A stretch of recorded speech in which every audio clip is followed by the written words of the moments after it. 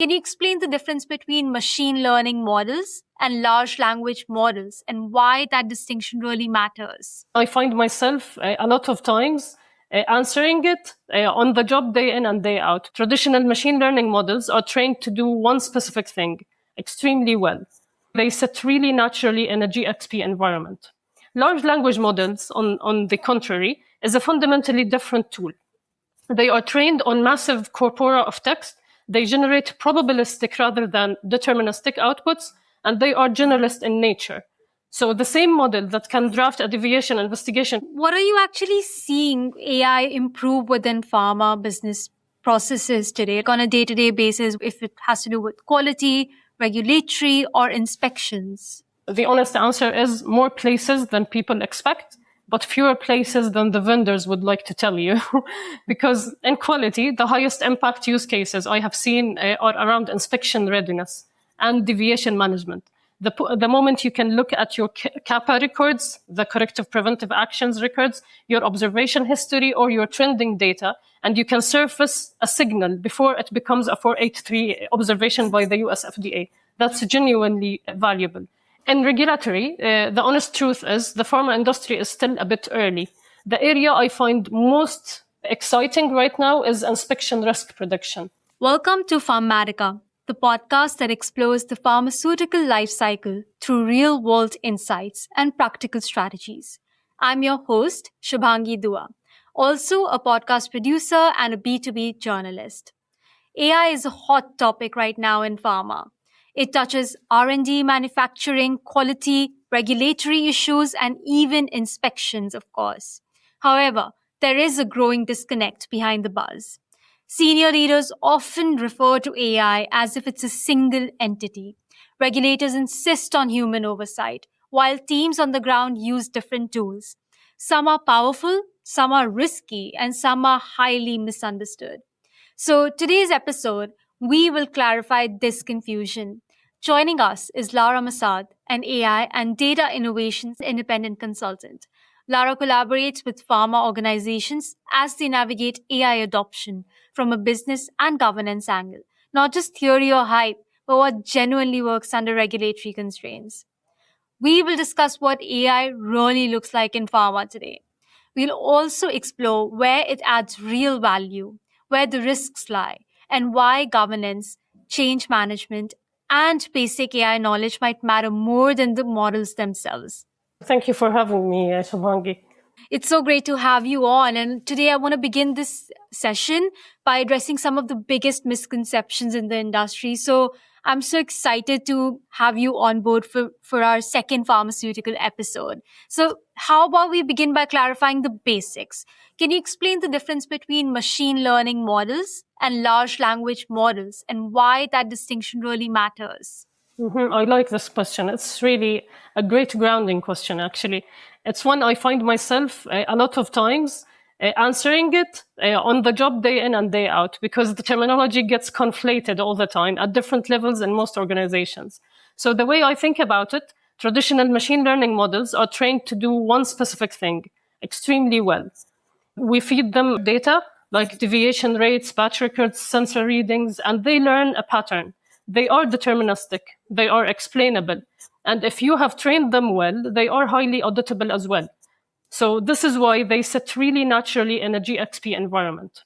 Large language models, on the contrary, is a fundamentally different tool.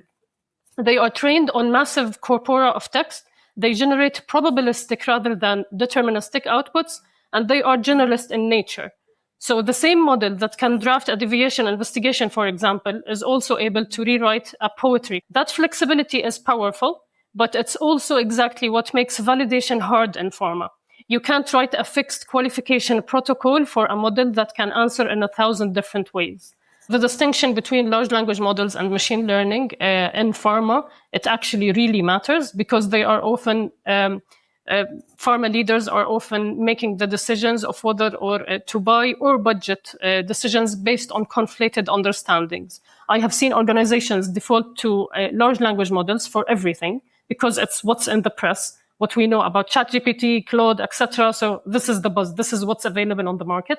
When actually a well-trained machine learning classifier would have been faster to validate, cheaper to run, and more defensible in front of an inspector, which really matters for pharma industry. They are complementary tools. They are not interchangeable, and it's very important to differentiate between the two.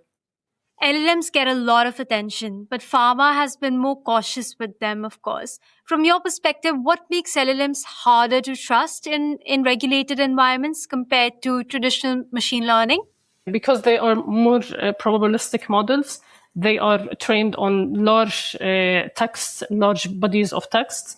On the other hand, machine learning models are trained on certain specific training data sets that are limited in scope. So they are more deterministic than probabilistic. So they are more trustworthy and they are easier to trust. Yes. So what are you actually seeing AI improve within pharma business processes today, like on a day-to-day basis? What are the key areas that you see, like if it has to do with quality, regulatory, or inspections? So I love this question because the honest answer is more places than people expect, but fewer places than the vendors would like to tell you.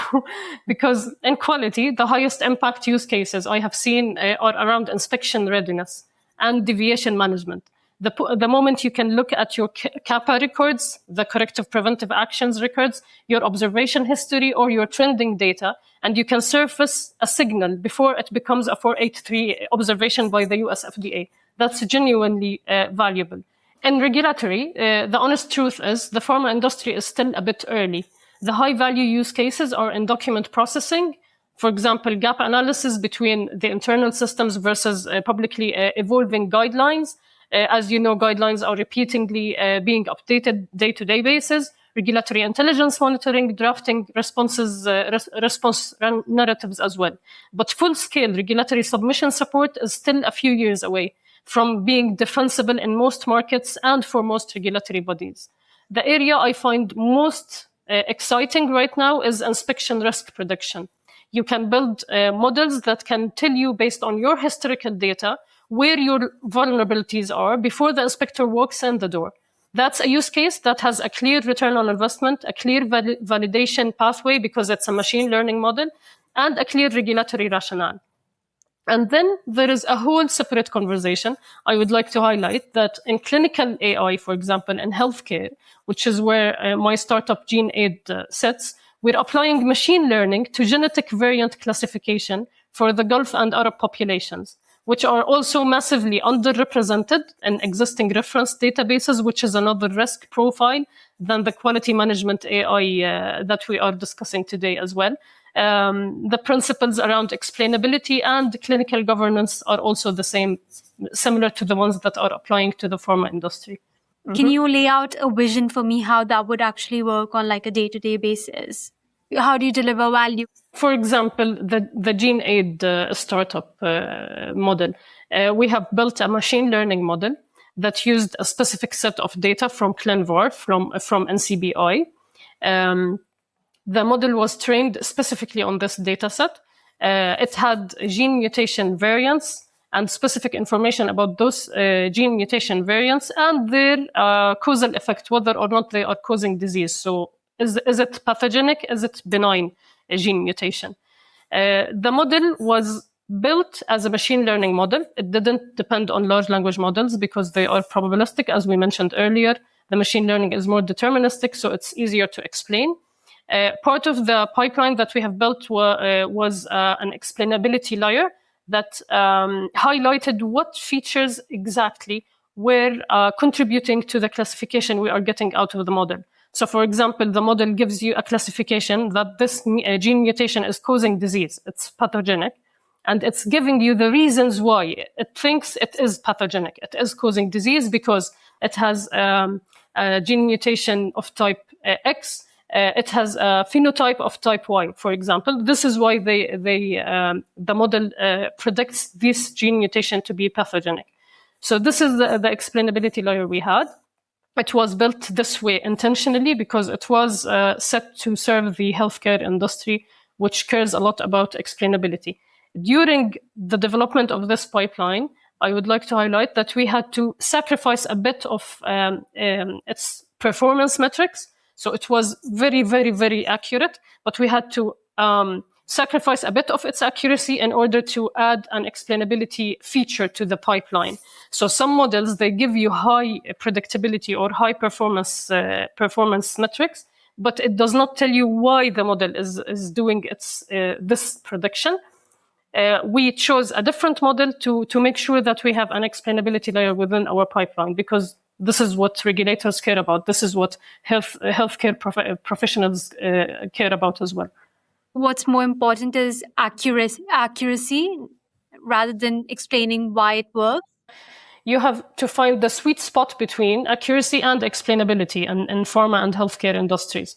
Yes, you cannot sacrifice explainability in order to have good accuracy and just not know why the model is doing a certain prediction.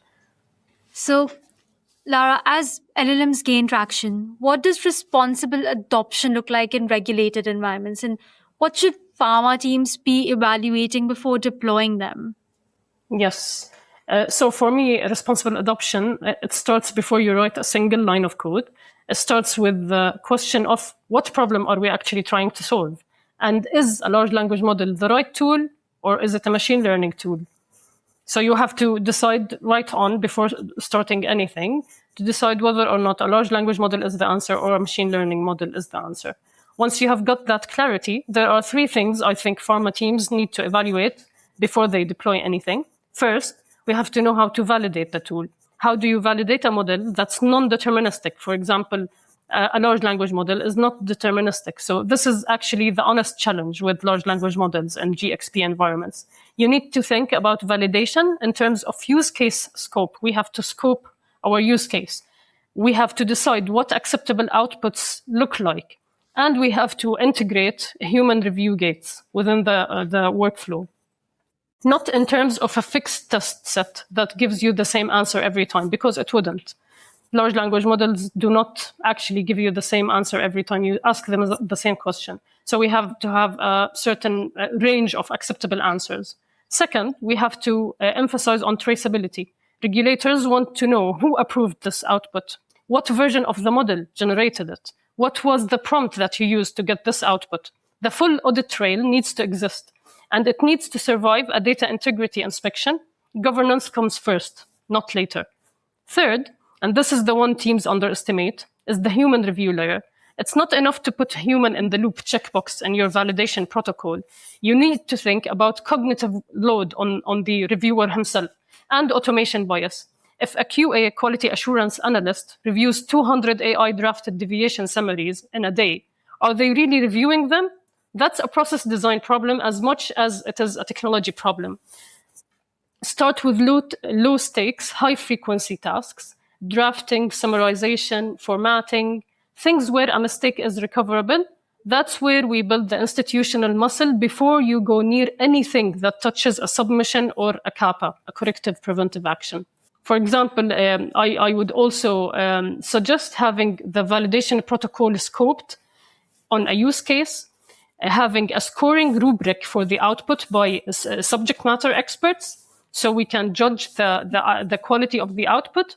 And we have to have our change control log for model versioning. So every time you update your model, you have to have a change control log that you document what changes, what parameters were changed in the model, and how it can affect future performance of the model.